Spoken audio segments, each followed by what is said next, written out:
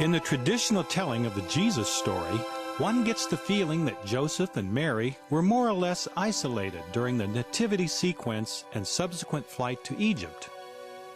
The Cayce readings provide an alternative account that places the couple in a secure Essene social support network.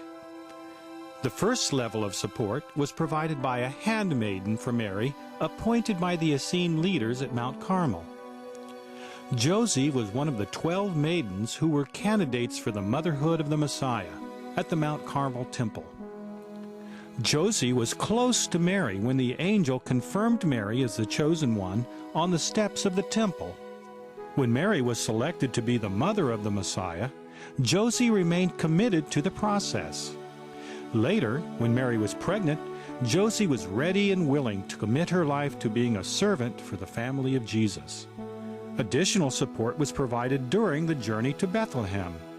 Joseph and Mary were part of a group that included some of Joseph's carpenters and helpers. Further layers of support were provided by other Essenes along the way and at Bethlehem. These supporters were less conspicuous as they went about their daily lives, aware of the couple's movements and ready to be of assistance at any moment.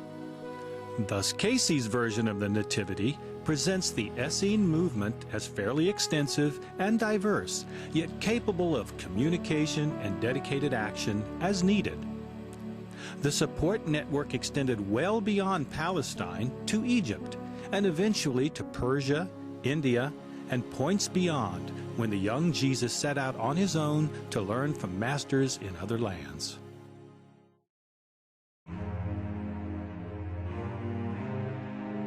In compliance with the Roman edict to register for taxation in the city of birth, Joseph and the very pregnant Mary made the trek to Bethlehem, seat of the house of David, of which both Joseph and Mary were descended.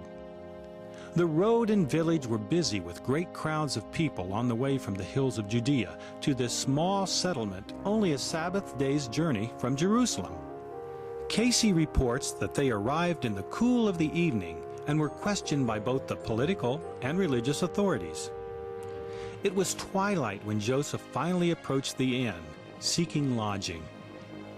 The establishment was filled with others who were also there to be polled for the tax. Then the answer came: no room in the inn. Disappointment washed over Joseph's face as the rowdy crowd laughed and jeered at the sight of the older man and beautiful girl, heavy with child. So far, the story closely parallels traditional accounts in the Gospel. However, Cayce provides another layer to this traditional storyline. There was an Essene support network operating behind the scenes.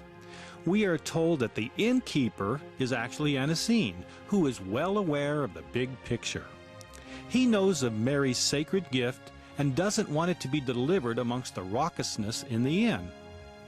Other locals, who may also have been Essenes, were aware of the proceedings as stories were whispered from one another of Mary's selection by the angel on the temple steps, and of what had taken place with Mary's cousin, Elizabeth. Thus many quickly joined in the search for some place for the birthing of the Messiah.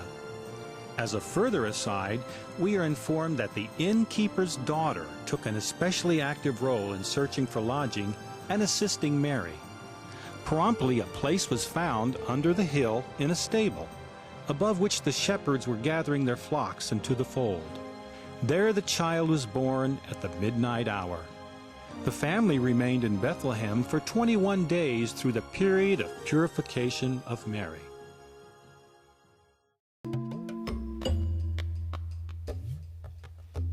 The international and metaphysical dimension of the Essene movement are demonstrated by the arrival of wise men from distant lands.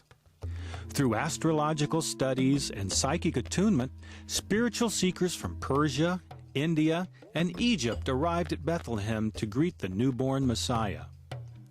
Cayce provides names for two of the sages who sought out Mary's special child. Guided by astrology and mathematical methods, Aklar brought incense from Persia. Aklar was also instructed by the teaching of the ancient Persians Zend and Yult.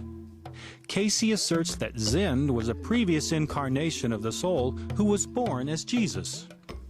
Yult was the incarnation of the soul who became Edgar Cayce.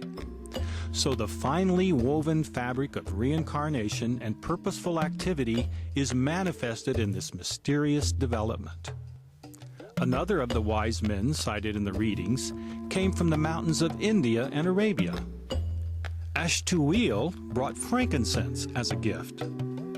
According to Cayce, Jesus was visited by more than one group of wise men who came from Persia, India, Egypt, Chaldea, and what is now China. The various wise men provided much-needed encouragement for Mary and her support system.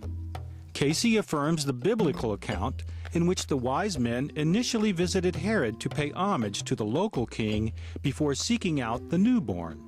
However, the sages do not report to the ruthless king as they exit the land, a slight that enrages the king of Judea.